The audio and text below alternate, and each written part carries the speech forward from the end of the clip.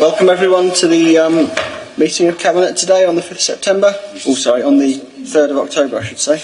The date's wrong. First of all, apologies for absence. I know we've got apologies from Veronica Crick. All other Cabinet members are here. So with that, take to the next item. It's declarations of interest. Over to you, Dennis. Thank you, Leader. There's an item on the agenda, which is number 6, in relation to the new sixth form centre regarding the early release of funding. And the schools affected are Crosskeylog, St Albans and Cwmbran High School. My understanding is that the following have interest in relation to that item. Councillor Richard Clark has a personal interest as a LEA appointed governor at Crosskeylog. Councillor Daniels has a personal interest as a LEA appointed governor at Cwmbran High School. Councillor Mandy Owen has a personal interest as a LEA appointed governor at Cwmbran High School. And Councillor Fiona Cross has a personal and a prejudicial interest as she has a niece attending Cwmbran High School. So my advice would be to leave when that item is being discussed. Now, I'm not aware... first of all, if perhaps those members can confirm those interests are correct. Thank you. I'm not aware of any other interests. Thank you, Leader. Okay, thank you, Dennis. Is everyone happy with that? Nothing else to declare? Okay, with that then I'll move to the next item, which is the confirmation of the minutes from the meeting on the 5th of September. On page 3 of your agendas. I can take you through page 1, or page 3 I should say, page 4, page 5, page 6, page 7 and page 8. In the Welsh language version is page 9, 10, 11, 12, 13 and 14. Is everyone happy that they're a true and accurate record? Okay, that's great. Then on to update of actions. Chief Executive. Thank you, Chair. There are therefore members' information unless there are any questions. Okay, any questions about those items? No. Leader, if I could just comment in relation to the action for me regarding the Code of Corporate Governance. I can confirm that that's been added to the members' hub. So thank you. Okay, that's great. And if the record could be updated to show them, that's brilliant. Okay, on to item 6 then, which is the first substantive report on 21st century schools. Over to Steve Jarrett.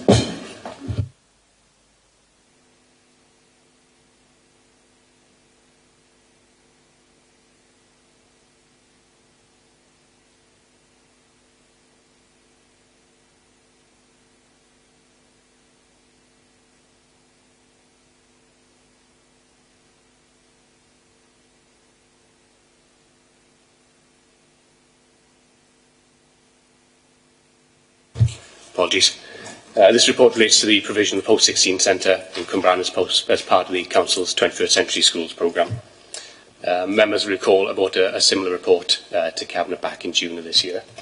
If I take members to section 2 of the report, I'm asking for approval from Cabinet for the further release of authority funding and a sum of £267,000 to continue interpretation of surveys and design work.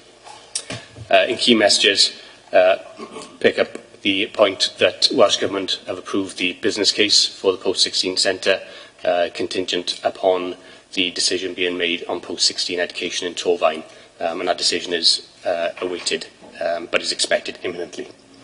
I also pick up in this section of the report the ongoing discussions with Welsh Government related to the abnormals on the site and also authority release of funding to date. What I haven't picked up in the report, which is a timing issue, is about the need to continue progress on this scheme. Whilst the opening date has changed fairly recently, that hasn't given us a significant amount of time within the programme. It's given us a matter of months, effectively, so we still need to make good progress on this scheme, hence the report asking for this early release. So with that, if I take members to the recommendation, and that's that the Cabinet approve the release of authority funding in the sum of £267,000. Thank you, members. And thank you, Steve. Over to members. Any questions or comments for this? It seems like a sensible thing to do to try and ensure there's no further delay and to move ahead with an important project. So if I can draw your attention to the recommendations then on page 20, as Steve said, that we approve the further release of funding of the sum of £267,000 to continue interpretation of surveys and design work prior to ministerial decision in order to maintain the programme. Can I have a show of hands in favour? Thank you, that's carried then. Thank you very much, Steve. Next we're on to item 7, which is the new employment arrangements and transfer of assets relating to the Centering and Communications Support Service. If I can bring in Roger Thelbeck to provide this report for Cabinet. Thank you.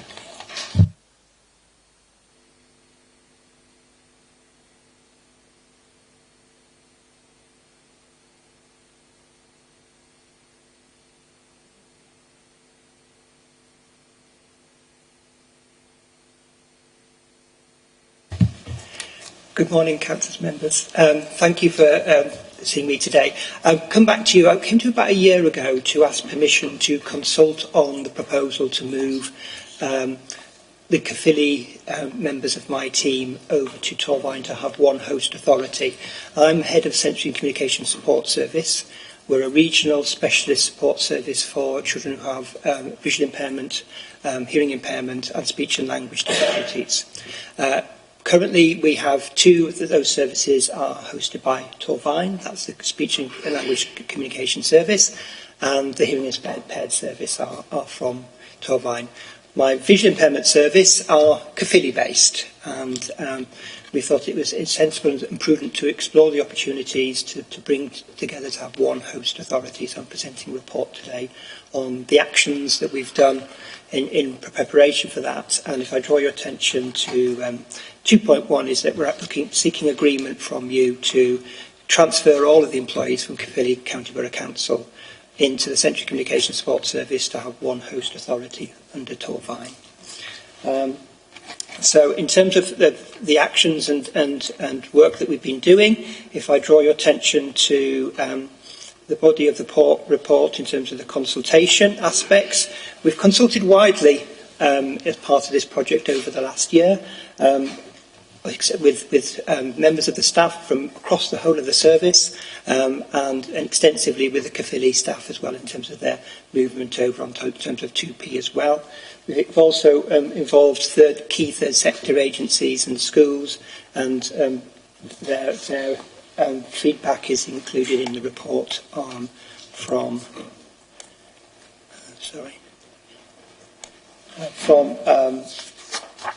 6.2 on there.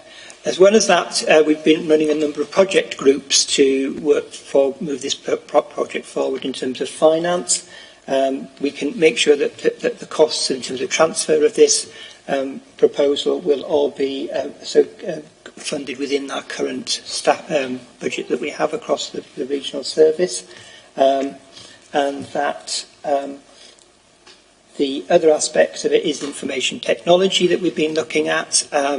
This is an opportunity to be a key driver in terms of moving our technology forward so that we can manage our service with the demands of the new Welsh curriculum that's coming in and the new additional learning needs bill that will be coming on stream in the next 18 months to 2 years.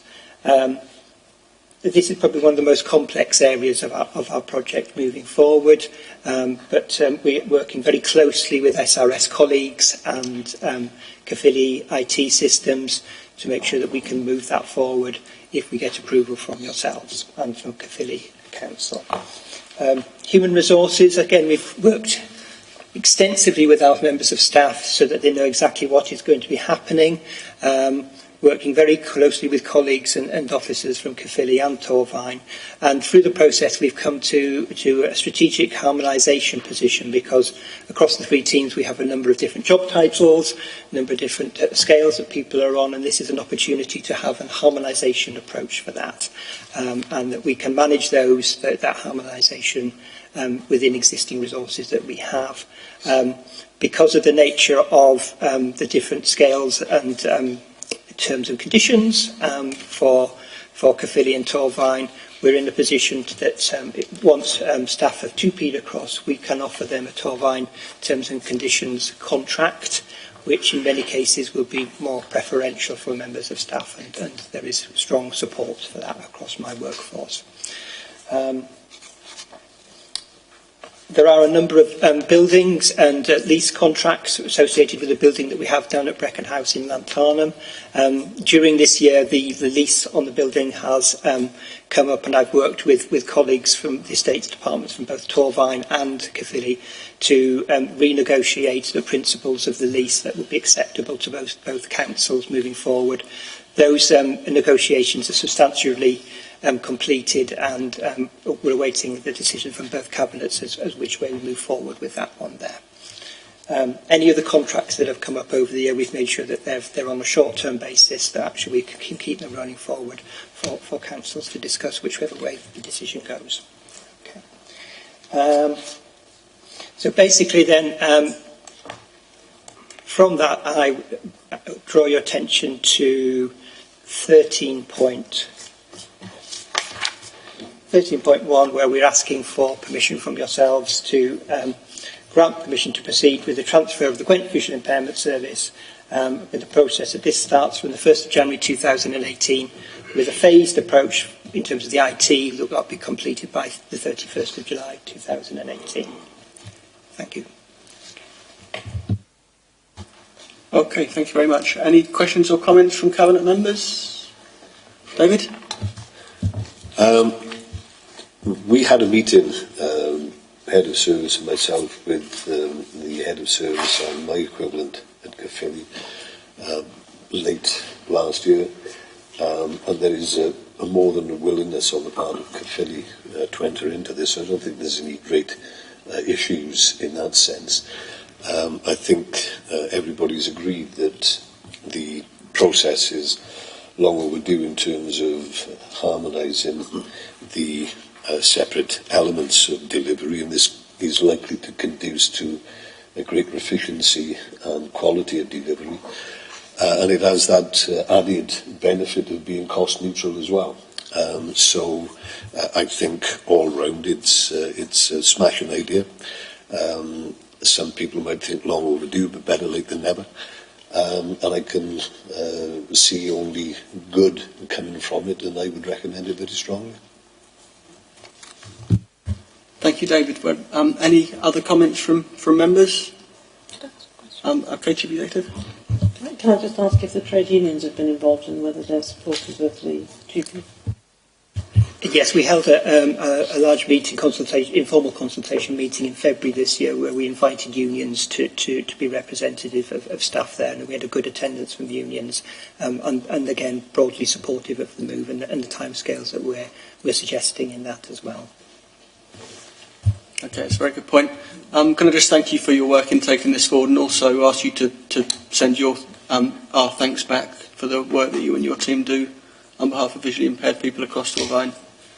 So thank you for that. And with that, can I move to the recommendations on page 35 of your report at 13.1 there? We're being asked to grant permission to proceed with the transfer of the Gwent Visual Impairment Service, currently hosted by Caerphilly, on behalf of the 5 local authorities in South East Wales, to Torfaen, and the process being phased starting from the 1st of January of next year to be completed by the 31st of July. Can I have a show of hands in favour, please? That's carried. Thank you very much.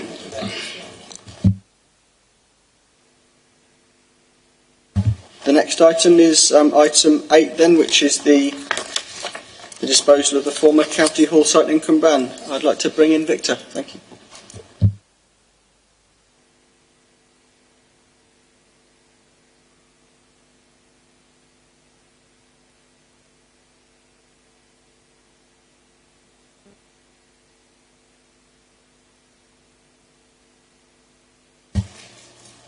Sorry.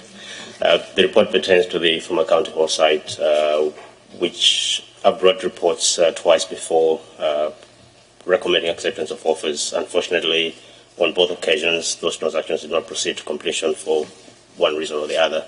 So in March of this year, we remarketed the site, and so we now have a preferred bidder that I'd like to recommend to Cabinet.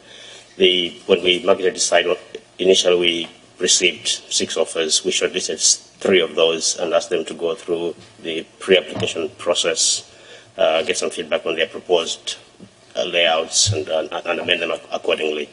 And then we also gave them the opportunity to go into the site and undertake site investigations, because in previous occasions we've had a good offer up front, but then when they've gone into the site and done site investigations, they've come back and sought to reduce the price for one reason or the other.